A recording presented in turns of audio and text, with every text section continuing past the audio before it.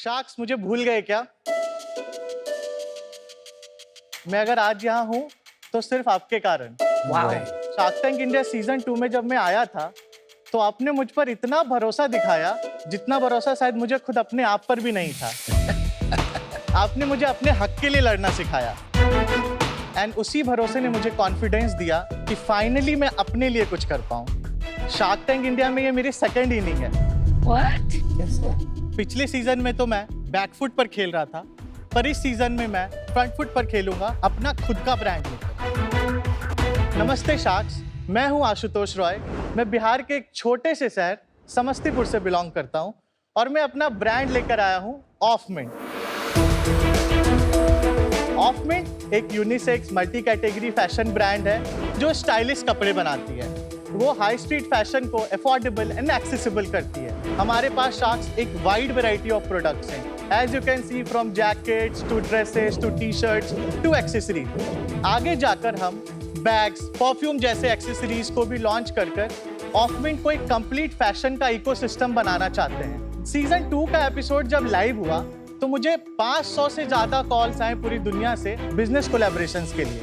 And I was fortunate कि मुझे रानी आलूवालिया के रूप में एक सही को फाउंडर मिली और हमारी ऑफ मिंट की जर्नी वहां से स्टार्ट हुई। ऑफ मिंट का विजन है स्टाइलिश एंड पॉकेट फ्रेंडली कपड़े बनाना, एंड चाहे वो टियर 2 हो या tier 3 city, high street fashion किसी का सपना बनकर ना रह जाए। क्या मुझे भी याद नहीं आ रहा। एक ओल्डर को-फाउंडर थे Yes. Calcutta based Yes. Company fashion की, Yes. और आप सारा डिजाइनिंग करते थे, बाइंग करते थे, उन्होंने पैसे डाले थे, उनकी इक्विटी बहुत ज्यादा थी, आपकी कम थी। मेरी ऐसा? थी नहीं। थी नहीं। राइट। नाम क्या था उस ब्रांड का? Gavin Paris. What a memory. Paris, yes. नमस्ते साक्स, मैं किशोर जयराम का, मैं कोलकाता से हूँ। नमस्ते शार्क्स, मैं हूँ आशुतोष रॉय। कितना सेल्स किया है 7 महीने में? हमने 1.4 CR। 1.4 CR in 7 months. Yes ma'am. और वो भी केवल अपनी वेबसाइट से। जी जी और ये वेबसाइट पे मार्केटिंग आप करते हैं? जी जी जी। धंधा तो आप भी चलाते हैं प्रैक्टिकली। नहीं, हम दोनों मिलके चला रहे हैं। इक्विटी कैसे स्प्लिट है आपकी? हमारी इक्विटी 100% मेरे पास में है। वही मिला था मुझे। कमीशन मॉडल पे है, बट वही हम लगा। आगे चल के कंपनी रजिस्टर्ड करेंगे और फिर इक्विटी पे डिस्कस करेंगे। फिर कितना इक्विटी दोगे आप? फिर हम डिस्कस करेंगे बैठ के सर। नहीं, ये ऐसे थोड़ी आते हैं शार्क टैंक के भाई साहब। इसके बिना मैं एक कदम आगे नहीं रखूंगा, एक सवाल नहीं पूछूंगा। ऐसे हमारे में वर्बल जो डिस्कशन हुआ तो 10% इक्विटी का हुआ था। 10% इनको, जी, 90% आप। जी जी। यार आप है ना बहुत मासूम लगते हो मुझे, और आप कुछ ज्यादा ही स्मार्ट लग रहे हो मुझे। नहीं सर, ऐसी कोई बात नहीं है। ऐसा लग रहा है बच्चे को लूट लिया सच में। ये चाहूंगा कि आशुतोष आप थोड़ा बैठे, अपना हक जमाएं, डिमांड व्हाट यू डिजर्व। अपनी राइट्स के लिए खड़े होना बहुत इंपॉर्टेंट होता है। काम करना बंद कर दो और शेयर्स ले लो, और अगर ये नहीं मानते आपके पास एक ऑफर मैं देता हूँ आपको, आप वापस आके मेरे साथ यही बिजनेस शुरू कर लें। Thank you so much sharks. छोड़ दिया इन्हें? यस।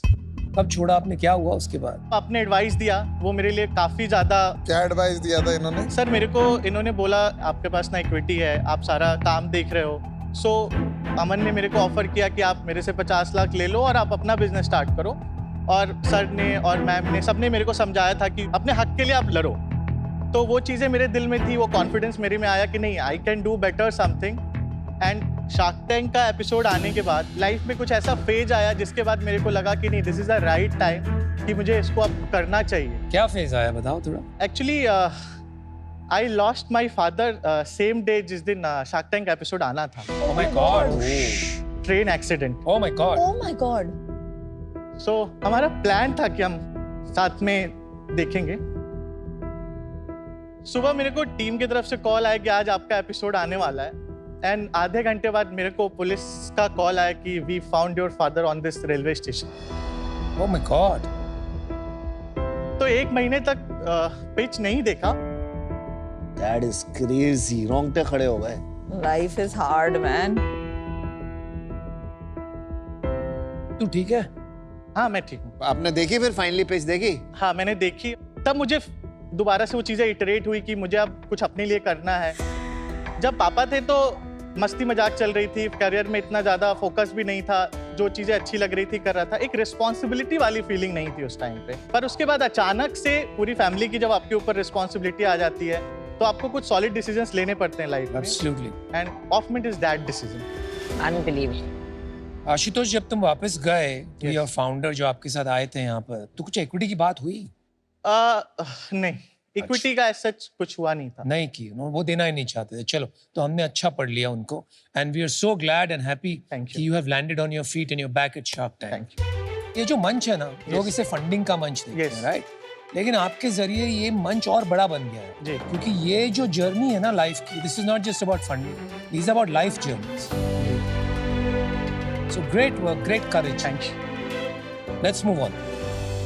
आप कह रहे थे कोई एक फाउंडर मिली जिसके जरिए रानी कुछ हुआ? आलूवालिया, हाँ वो कहाँ है? सो रानी आलूवालिया से मेरी मुलाकात कैसे हुई कि रानी एक दिन लंदन में अपने घर में बैठ के शार्क टैंक देख रही थी।